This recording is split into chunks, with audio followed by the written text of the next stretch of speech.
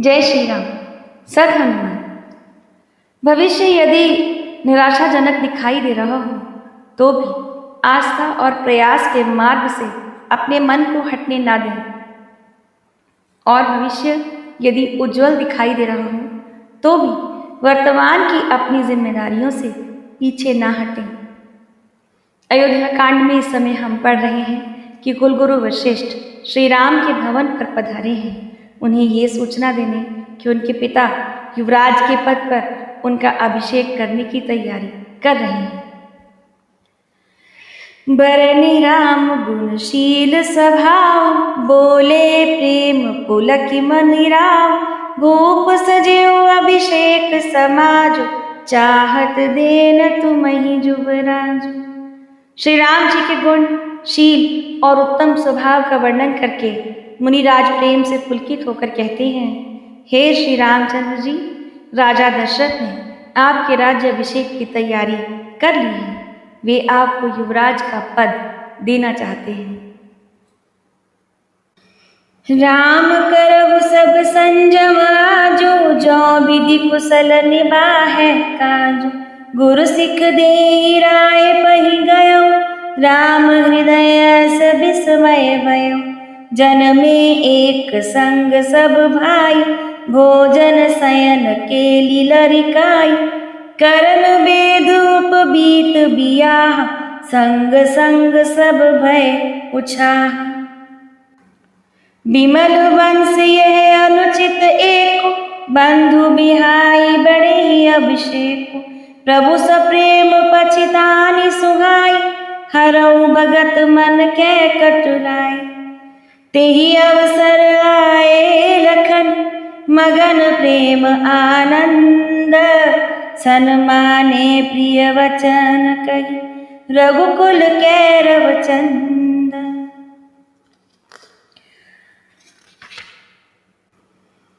वशिष्ठ जी राम जी से कहते हैं, हे राम जी, क्योंकि आपके पिता आपका अभिषेक करने की तैयारी कर रहे हैं, इसलिए आज आप उपवास, हवन आदि विधि पूर्वक सब संयम कीजिए, जिससे विधाता कुशल पूर्वक इस काम को निभा दे, सफल कर दे।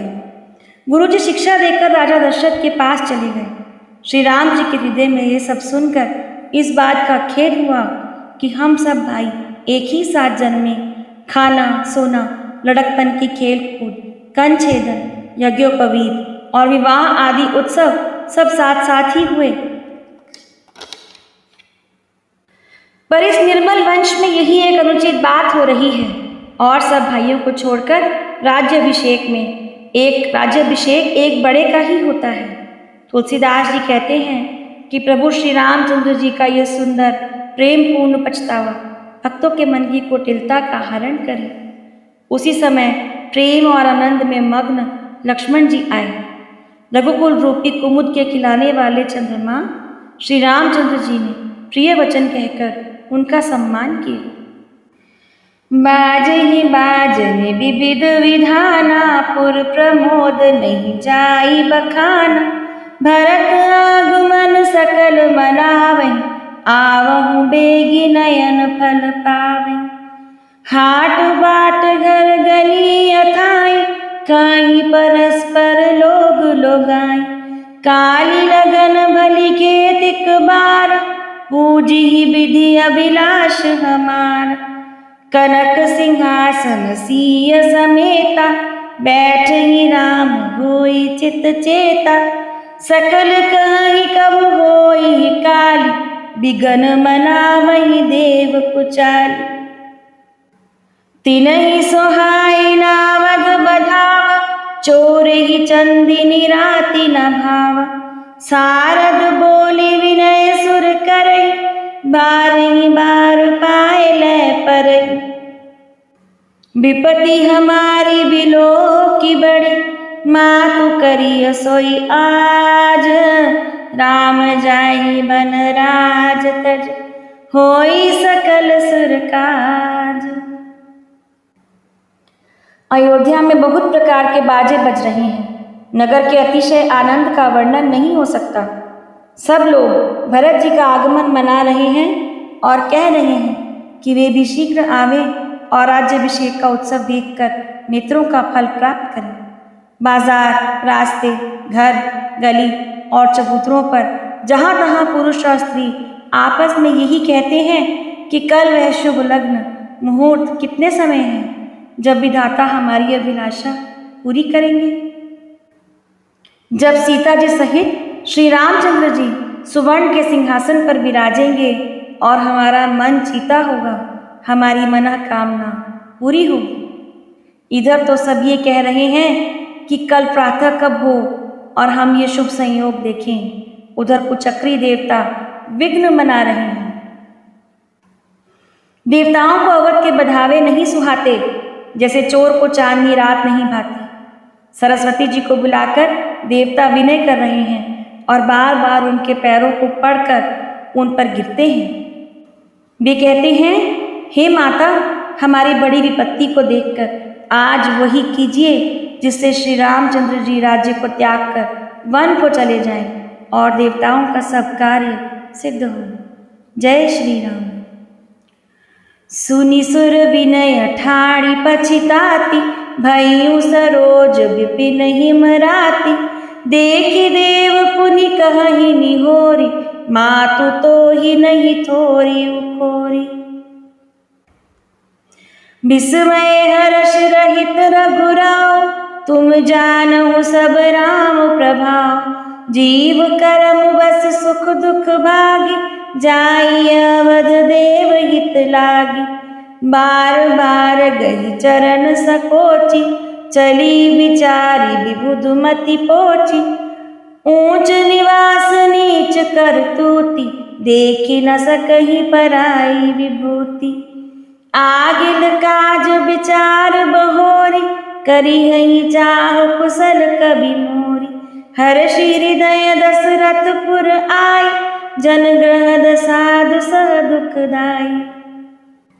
नाम मंत्रा मंदमति, चेरी कैकई केरी। अजस पेटारी ताहि करी, गई गिरामती फेर सियावर राम। जय जय राम, मेरे प्रभु राम, जय जय राम। देवता जब अपनी माता सरस्वती से ऐसी प्रार्थना करते हैं तो उनकी विनती सुनकर सरस्वती जी खड़ी खड़ी पछता रही हैं कि हाय, मैं कमल वन के लिए हेमंत ऋतु की रात हुई। उन्हें इस प्रकार पछताते देखकर देवता फिर विनय करके कहने लगे, हे माता, इसमें आपको जरा भी दोष नहीं लगेगा। श्री रघुनाथ जी विषाद और हर्ष से रहित हैं। आप तो श्री राम के सब प्रभाव को जानती ही हैं। जीव अपने ही कर्मवश सुख दुख का भागी होता है। अतएव देवताओं के हित के लिए आप अयोध्या चली जाइए। बार बार चरण पकड़कर देवताओं ने सरस्वती जी को संकोच में डाल दिया। तब वो ये विचार कर चली गई कि देवताओं की बुद्धि ओछी है, इनका निवास तो ऊंचा है पर इनकी करनी नीची है। ये दूसरे का ऐश्वर्य नहीं देख सकते, परंतु आगे के काम का विचार करके श्री राम जी के वन जाने से राक्षसों का वध होगा, जिससे सारा जगत सुखी हो जाएगा। चतुर कवि श्री राम जी के वनवास के चरित्रों का वर्णन करने के लिए मेरी कामना करेंगे। ऐसा विचार कर सरस्वती जी हृदय में हर्षित होकर दशरथ जी की पूरी अयोध्या में आई, मानो दुसह दुख देने वाली कोई ग्रह दशा आई हो। मंथरा नाम की कैकेयी की एक मंद बुद्धि दासी थी। उसे अपयश की पिटारी बनाकर सरस्वती जी उसकी बुद्धि फेर कर चली गई। दीख मंथरा नगर बनावा, मंजुल मंगल बाज बधावा। पूछे सी लोग काह उछाऊ, राम तिलक सुन भा उर्दाऊ। मंथरा ने देखा कि नगर सजाया हुआ है, सुंदर मंगलमय बधावे बज रहे हैं। उसने लोगों से पूछा कि ये कैसा उत्सव है। उनसे श्री रामचंद्र जी के राज तिलक की बात सुनते ही उसका हृदय जल उठा। मंथरा यदि ना ऐसा करती तो हो सकता है उस दिन श्री राम का राज्याभिषेक हो जाता। फिर दानवों और रावण का वध करने के लिए श्री राम कोई और बहाना ढूंढते, अपना अवतार कार्य पूरा करते, किंतु मंथरा और कैकेयी इस अपयश से बच जाती। ये उनका अपना चुनाव था।